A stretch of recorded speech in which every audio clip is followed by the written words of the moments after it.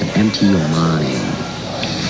Be formless, shapeless, like water.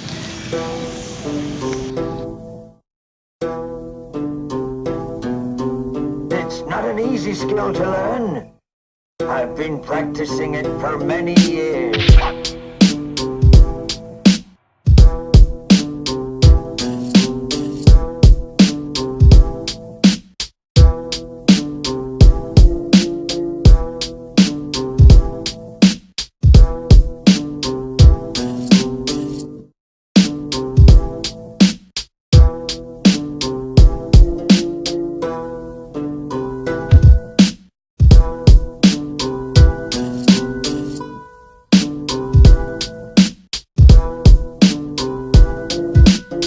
U ovome segmentu zahtijeva od nas